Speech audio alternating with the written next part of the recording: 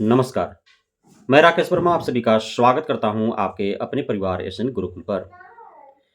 बिहार में शिक्षा विभाग के अपर मुख्य सचिव डॉक्टर एस सिद्धार्थ के द्वारा लगातार बिहार के विभिन्न जिलों में जाकर के मेन सड़क पर स्थित विद्यालयों के साथ-साथ सुदूर ग्रामीण इलाकों में भी जो बसे हुए विद्यालय हैं, उन विद्यालयों का भी निरीक्षण किया जा रहा है। विद्यालयों में जाकर के वहाँ पढ़ने वाले छात्र-छात्राओं से पुस्तकें पढ़ा कर के सामान्य गणित के जो विषय हैं उनसे जुड़े प्रश्नों को हल करवा कर के एवं अन्य प्रकार से छात्र-छात्राओं की जाँच की जा रही है और छात्र-छात्राएँ यदि खरे उतर रहे हैं, तो समझा जा रहा है कि शिक्षक भी ढंग से पढ़ा रहे हैं। जहाँ प्राथमिक विद्यालय या मिडिल विद्यालय में जा रहे हैं, वहाँ मध्याह्न भोजन का स्वाद भी वो चख रहे हैं ताकि उनको पता चल सके कि मध्याह्न भोजन घटिया है या फिर गुणवत्तापूर्ण है।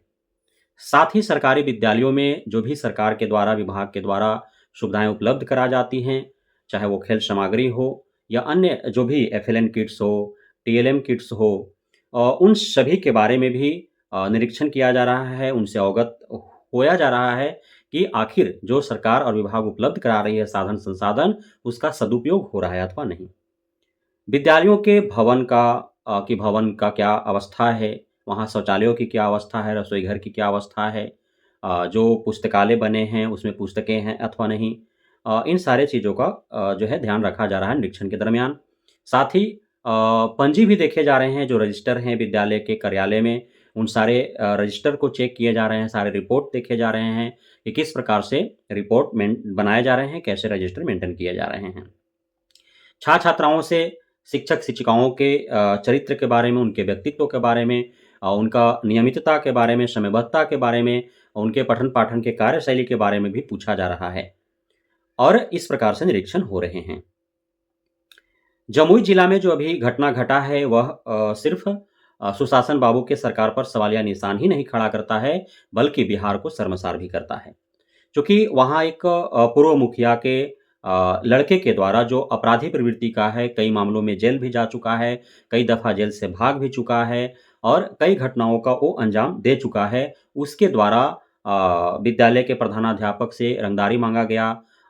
यदि वे रंगदारी देने से मना कर दिए, तो उनके द्वारा जो प्रभार में थे, वहाँ पे प्रभारी प्रधानाध्यापक, उनके साथ-साथ उनके सहयोगी शिक्षकों को पीटा गया एवं महिला जो शिक्षिकाएँ थीं, उनको अभद्र व्यवहार किया गया उनके साथ अपशब्द बोले गए उन्हें। तो इस प्रकार से किया गया। एक शिक्षक का आरोप है कि उन्हें गिन करके और 70 डंडे उन्हें मारा गया है।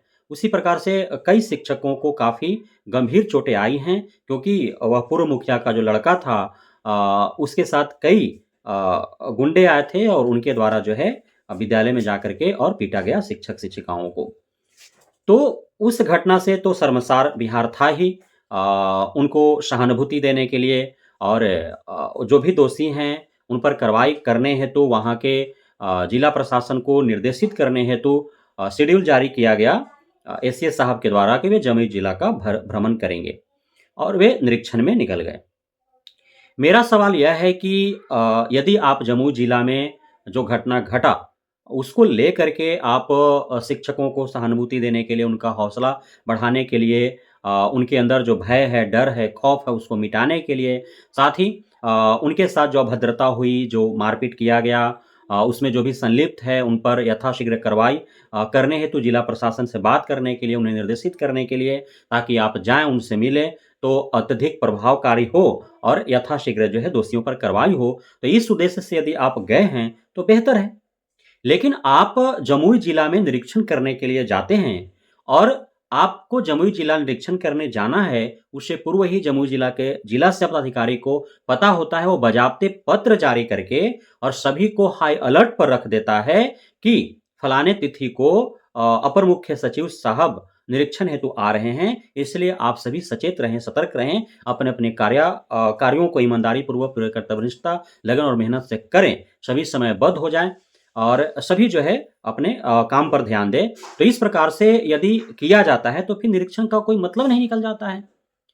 ऐसा निरीक्षण का क्या उद्देश्य हो सकता है कि जिस दिन हम चोर को पकड़ने जा रहे हैं चोरी, और उस दिन उस क्षेत्र के सभी को अलर्ट कर दे, और अलर्ट ऐसा करें खुलेआम कि जो चोर हैं वे भी अलर्ट हो जाए, उस दिन चोरी करें ही नहीं, तो पकड़े कैसे जाएँगे? फिर निरीक्षण का उद्देश्य क्या रह जाएगा, उसकी महत्ता क्या रह जाएगी? के पाठक साहब भी जब निरीक्षण के लिए निकलते थे, तो उनका तो हाव-भाव ही अलग होता था। उनके साथ तो पूरा प्रबंध होते थे, चकाचौंध होता था। डीएम के गाड़ी, एसडीएम के गाड़ी, उस क्षेत्र के एसपी के गाड़ी, डीओ है साथे, डीपीओ है साथे, जिस प्रखंड में गए वहाँ का बीओ है साथे, 2-2 3-3 गाड़ी फौज है, पुलिस प्रशासन है, छाता लेकर के खड़ा रहने वाला अलग कांस्टेबल है, उनका बैग ढोने वाला अलग कांस्टेबल है। इस प्रकार से वो निकलते थे। कम से कम अभी वर्तमान के जो एसीएस साहब हैं वो उस सबसे दूर हैं। लेकिन जब के पाठक साहब थे उस समय भी पूरा पत्र जारी करके और सभी को सतर्क किया जाता था, सचेत कर दिया जाता था, सभी को निर्देशित किया जाता था, खास तौर पर इसे अनिवार्य माना जाए। आप सभी नियमित रहें, समयबद्ध रहें, पठन-पाठन का कार्य सुचारू रूप से चलते रहना चाहिए। जितने भी निरीक्षक कर्मी हैं, वो निरीक्षण कार्य ढंग से करें। जेई को निर्देशित कर दिया गया कि आप भी उपलब्ध रहें। पूरा गेस्ट हाउस को एकदम साफ-सफाई कर दें, सारा व्यवस्था रख दें। मेन रोड पर जो है कौन-कौन होगा, कौन स्वागत करेगा, कितना गुलदस्ता चाहिए, ये सारा पत्र में ज़िक्र हो रहा है।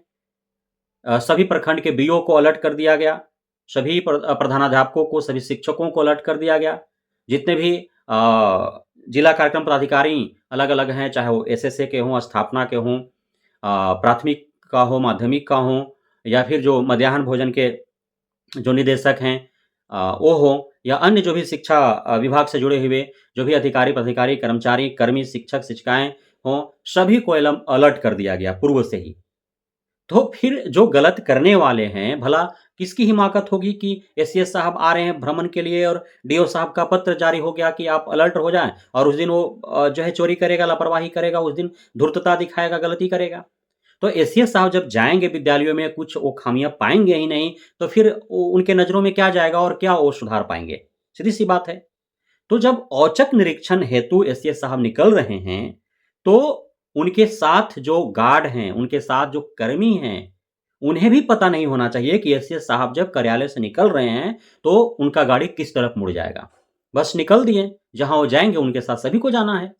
अब पूर्व प्लान के साथ यदि कहीं जाते हैं, 1 दिन 2 दिन पहले ही सबको पता होता है किस क्षेत्र में जा रहे हैं, और वहाँ बजाबते जिला शिक्षा पदाधिकारी के द्वारा पत्र निकाल कर के और बिंदुवार सभी को निर्देशित कर दिया जाता है, सभी को सचेत और सतर्क कर दिया जाता है, तो फिर निरीक्षण का मतलब नहीं है, और उसे निरीक्षण नहीं बल्कि सुनियोजित कार्यक्रम माना जाएगा कि वह तय कार्यक्रम था। एसएस साहब को कार्यालय में बैठे-बैठे मन नहीं लग रहा था। एक जगह पर पटना में रहते-रहते उनको जो है मन नहीं लग रहा था, इसलिए वे बिहार के भ्रमण पर निकल गए, परिभ्रमण पर निकल गए। कभी जमुई जा रहे हैं, कभी बांका जा रहे हैं, कभी मुंगेर जा रहे हैं, कभी जो है पश्चिमी चंपारण, कभी पूर्णिया, कभी कटिहार, कभी जो है खगड़िया, कभी बेगूसराय, ऐसे ही घूमते रहेंगे पूर्व सूचना दे करके, तो फिर कोई पकड़े नहीं जाएँगे। अब बिजली विभाग का जो जेई होता है, या जो भी निरीक्षण में निकलते हैं वो पकड़ने के लिए कि कौन बिजली चोरी करके जला रहा है और किसका क्या है, अनर्गल जो है कनेक्शन किसका है। अब वो पहले से ही जो है सूचना दे देगा कि इस क्षेत्र में जेई साहब आ रहे हैं, जो चोरी करके जला रहे होंगे वो तरवा वैसे रख रहेंगे कि निकाल देंगे। ये जो बात है, तो बिजली का जेई जो है किसी भी गाँव में, किसी भी क्षेत्र में जब निकलता है, तो किसी को पता नहीं होता है कि वो किधर जा रहा है। वो गाड़ी पर बैठता है, गाड़ी जो है वो जाते-जाते जिधर मोड़ दे उधर चला जाएगा। किस गाँव में घुस जाएगा, किस घर में घुस जाएगा, किस मोहल्ले में चला जाएगा, किसी को पता नहीं है। तभी तो बिजली चोरी वाले पकड़े जाते हैं। अब शिक्षा विभाग में सबसे अत्यधिक चोर बैठे हुए हैं, और उन चोरों को पहले ही सतर्क करके और एसीएस साहब आ रहे हैं, तो फिर कैसे पकड़ा जाएगा, कैसे कमियाँ और खामियाँ पाए जाएँगे? सीधी-सी बात है। तो इसलिए यह तमाशा बनाने की आवश्यकता नहीं है। यदि शिक्षा में सुधार चाहिए, सरकारी विद्यालय में सुदृढ़ीकरण चाहते हैं, तो फिर औचक निरीक्षण किया जाए, बिना पूर्व सूचना के। आप गाड़ी से जब निकले कार्यालय से, तो आपका गाड़ी किस दिशा में मुड़ेगा, एक किसी को भी कानो-कान भनक नहीं लगना चाहिए। तभी जाकर के आपका ये जो औचक निरीक्षण का कार्यक्रम है, वो सफल हो पाएगा और शिक्षा में सुधार हो पाएँगे, गुणवत्तापूर्ण शिक्षा बहाल हो पाएगा, सरकारी विद्यालयों का सुदृढ़ीकरण होगा, और सारे जो कमियाँ हैं, खामियाँ हैं, दूर हो पाएँगे। बहुत-बहुत धन्यवाद आप सभी साथियों का हमारे साथ जुड़े रहने के लिए, बने रहने के लिए, इतना प्यार देने के लिए, भरोसा बनाए रखने के लिए।